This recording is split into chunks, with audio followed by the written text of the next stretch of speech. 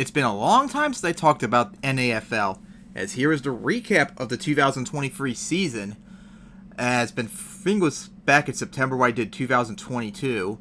Of course, our eyes were on the St. Louis Archers, our three-time champs, but we'll get to them later in Anthony's Eastern Conference. The Toronto Huskies won it at 11-7. The St. Juan Islanders went 9-9. The Washington Stars went 9-9. The New York Towers finished 8-10. Not bad point differential. And the Boston Luck finished 7-11. And then the St. Louis Archers. Take a look at this division. The Archers, the three-time champions, played really, really good as they went 14-4, and they got home field advantage locked up. Incredible. As the Pittsburgh Drillers, out of nowhere, had a really good year. Honestly, possibly in terms of points, well, they did score more than St. Louis. Went 14-4 as well, made it into the playoffs. The Columbus Cardinals went 13-5. The Green Bay Chiefs went 10-8, even though they had a terrible point differential. And the Louisville Colonels went 7-11. Then in the South Division, the Dallas Bulls went 12-6 and won the division, as the Orlando Galaxy went 10-8. With a really good defense, but offense not so much. The Miami Orangemen, who were the number one team last year, they went 10-8 and missed the playoffs this time around. The Mexico City Aztecs went 8-10, and the New Orleans Jesters, I think they had the second worst year in a row with the worst records. They went 4-14. Then in the Western Conference, the Los Angeles Wings went 14-4 in a tiebreaker with St. Louis, though, as they looked pretty damn good as well. The Oakland Oaks, even though they went 11-7, they couldn't get in, as the Phoenix Cactus went 9-9, didn't play good. The Santa Clara Gold Rush went 8-10, and the Las Vegas Dice went 8-10 as well. Then, in my conference, how about this? The Montreal Saints won it at 9-9. I don't think that's happened yet in this league, where a team went 9-9 and just barely won the division. Man, this was just not the year in my conference. As you see, the teams are pretty bad, especially when the Richmond Panthers played better than Montreal, but the tiebreakers kept them from getting in, as the Jacksonville Steamboats went 8-10. The Philadelphia Americans went 7-10-1. We had two ties this year, all in my conference, as the Buffalo Broncos went 4-13-1. Then the Wichita Thunder won the Central Division as they went 10-8. Detroit Sparks went 9-8-1.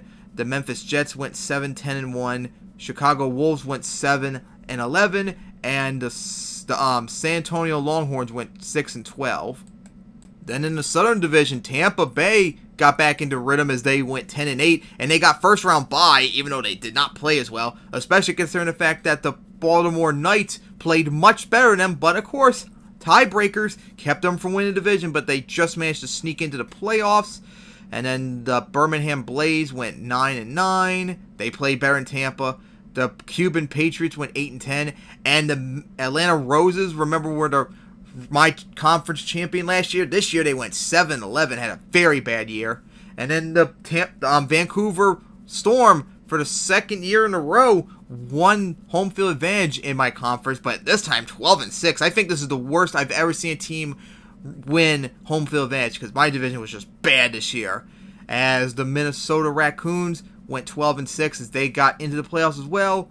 The Blue Box Texans, disappointing years, they went 9-9. The San Diego Marines went 5-13, and the Denver Rollers finished out 4-14.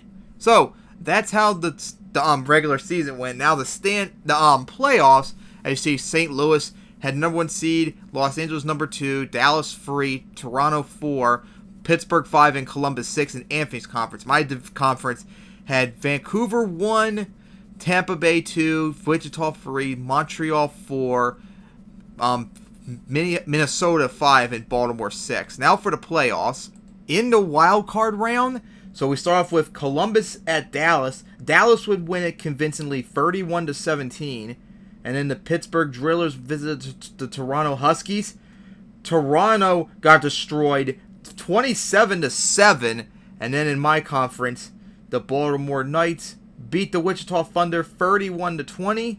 And then the Minnesota Raccoons visited the Montreal Saints, And Montreal, despite going 9-9, they won the game pretty convincingly as they won it 23-15 to move on. Hey, just like in real life NFL, 2 times we had teams win the division with a losing record or worse. They somehow still win up their playoff game, their first one. It's incredible. Then, in the divisional round, Dallas visited Los Angeles, and Los Angeles just completely shredded and destroyed them 48-6.